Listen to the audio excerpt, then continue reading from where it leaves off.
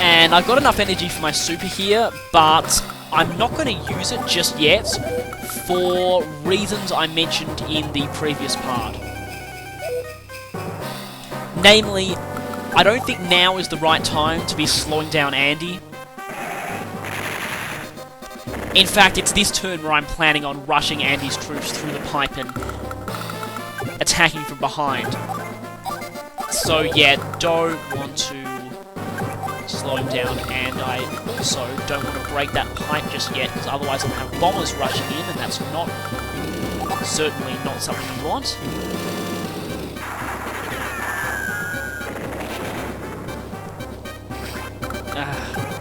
Bombers are always nasty. Even if you do considerable damage to them, their counter-attack will still hurt you pretty badly. Alright, that mech. Unfortunately, the mech is blocking the airport, so I can't actually produce anything out of it, but not like I need to anyway. And I've moved the missile down here, so that when the bombers inevitably come to attack, they'll be in missile range and get slaughtered.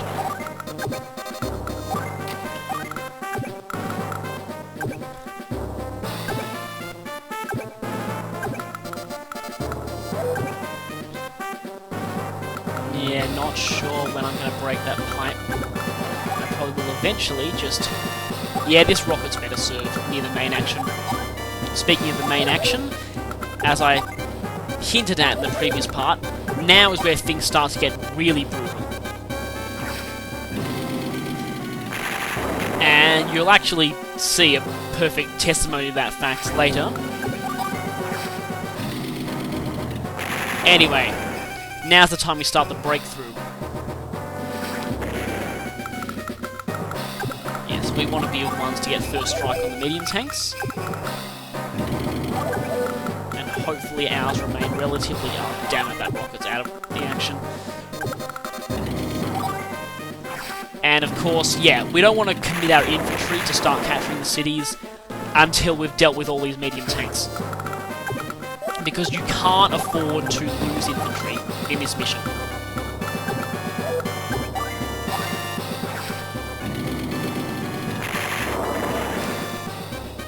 Because, yeah, as is pretty obvious, you're on a time limit here.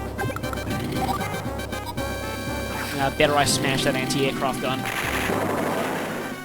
Owned.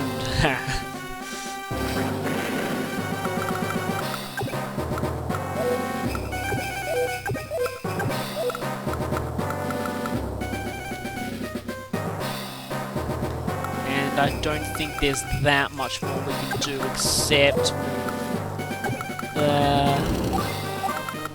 probably have to join that one later. And yeah, the anti-airs are best served, down there. Yeah, and I think now it's safe to drop the infantry, but it's not safe to start capturing yet. Yeah, those rockets, I need to watch out for them, because they have a line of fire that extends to most of the cities. And we don't want our infantry to get taken out while capturing, as I've said before.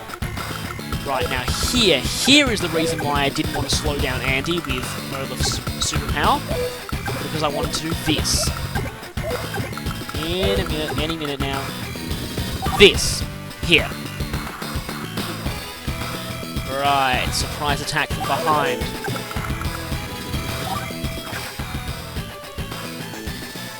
Goodbye missiles. Well, almost goodbye missiles.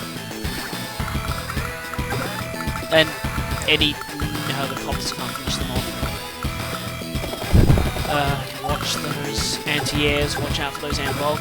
They've got in range. That's perfect. We can now rush these copters in. And yeah, now we're starting to... Yeah, pretty much Flak's army is going to get attacked from both sides and will be completely destroyed, at least in the center, soon.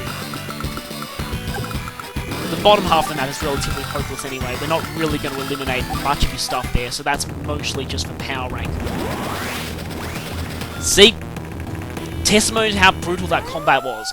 Flak only had half a star before, now he's got his whole power meter. And now that Flak's used his superpower, perfect time for me to explain something else which I wanted to in this mission. Yeah, after all this time facing more competent commanders, we're finally facing Flak again. And remember back in Orange Star, I said that there is one strategy that Flak excels at? Well, I found that out in this mission. And yeah, I'm going to explain it now. What I find is, Flak is at his best when rushing the enemy with large numbers of powerful units like medium tanks, neo-tanks, and bombers. Why? Well, with his ability to do slightly more or slightly less damage, in this case, doing less damage than normal isn't really that big a deal, because you're going to be hitting for a massive amount of damage anyway. Whereas a slight increase in power is very significant. Of course, even under his superpower, regular tanks don't stand a chance against medium tanks. And that's fine, the fighter can serve well as a sacrifice, because really, it can't really do much.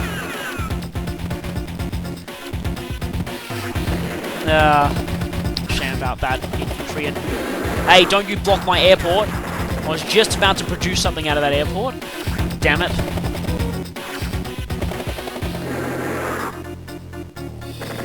Now, this turn actually went pretty badly. This is probably why, I'm gonna say now, this wasn't the best of my missions score-wise. I only just barely got the S rank here, and this is probably where my technique ranking went down a lot. So, I probably need more practice at this mission. Still, I'm not going for perfect scores, just as long as I get an S rank, it's fine. And oh crap, not good. Ah! Yeah, I could have easily avoided that. See, like I said, Flak, storming the enemy with a large number of powerful units actually works as quite a good strategy for him. Right, now that's enough holding back. Now Olaf has Fury of the Winter variety. There it is, that's his classic quote from the first Advance Wars. Okay, let's see how Flak likes this.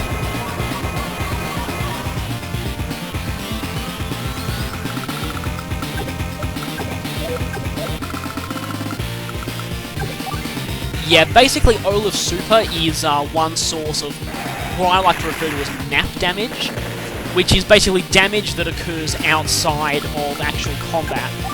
And yeah, cannons fit into this too, as I've explained before. And again, yeah, the thing about map damage is it can't kill, it can only weaken. So if your opponent has any units that are on 1 HP, and you use Olaf's superpower, they'll still be on 1 HP. It still does have an effect though, because as you may have noticed, the actual number on the HP bars aren't all that accurate, it's more like a percentage. So, yeah. For example, well, I'll probably wait till I attack something next. I want to get rid of those rockers. I think Andy can do that in his turn.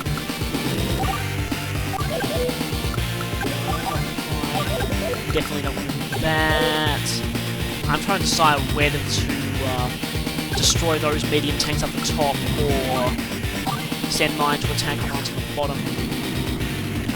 So yeah, basically, that medium tank there looked like it had more along the lines of 2.5 HP rather than 3. Now we start capturing.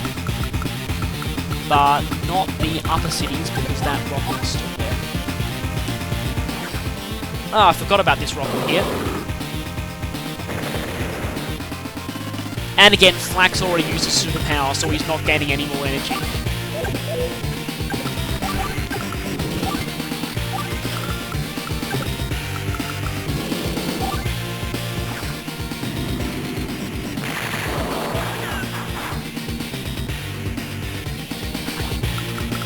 Now, probably a bit late to be saying this, but regarding what I was saying about, yeah, Olaf saying his classic Advance Wars 1 power quote, if I remember correctly, I only played just a tiny bit of the first Advance Wars. I remember, I think it was when I was still yeah, when I was a lot younger, and a friend brought it over to my house actually, and we just played one multiplayer game. That was kind of what first introduced me to it actually.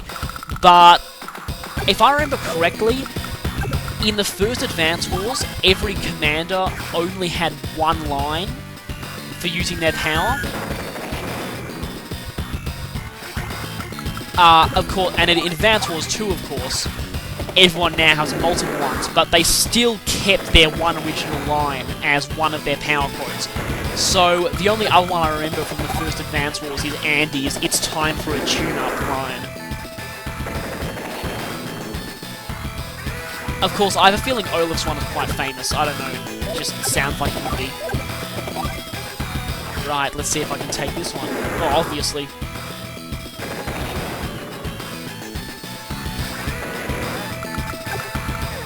Yeah, notice how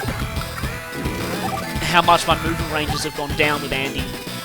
And see, if you look there, you'll see the movement cost of that terrain's gone up. And as I mentioned in Olaf's first mission, yeah, here you'll see, I'm just using this opportunity to show off what the actual movement costs of snow are, because with Olaf they're all ignored. But yeah, mountains have a movement cost of 4 in snow, which actually means that infantry literally can't enter them unless they're standing right next to them, I think. And every single type of terrain has a cost of 2 for air units in snow, which is, yeah, why, as I explained before, Olaf is pretty dangerous to people who rely on air units, like a certain character who will be appearing. That's not until the Green Earth campaign, which is much later on. But now we're just finishing off the units in the centre, and the centre is, at this point, pretty much clear, so we can now focus on rushing the infantry to capture those cities. I've already got one of them.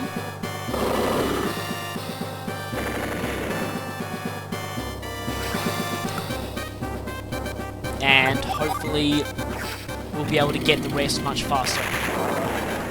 Right, now Andy's units can advance pretty much unmolested.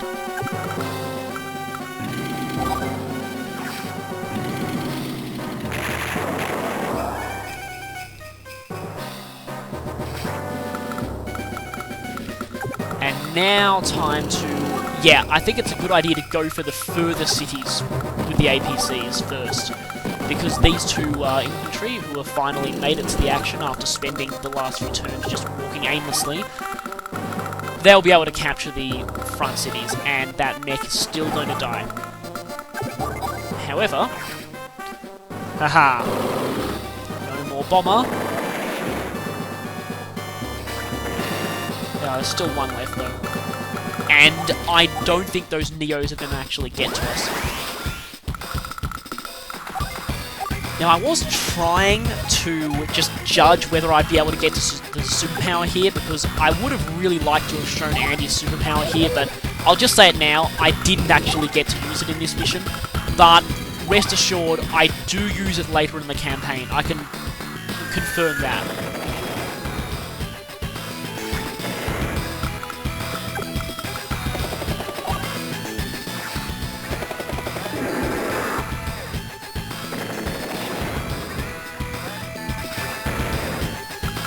And that is everything gone in the middle section of the map. And now, yeah, that one artillery is starting to annoy me by virtue of being still alive, so I'm going to send a couple of helicopters to deal with it. And yeah, now Flak is pretty much finished here,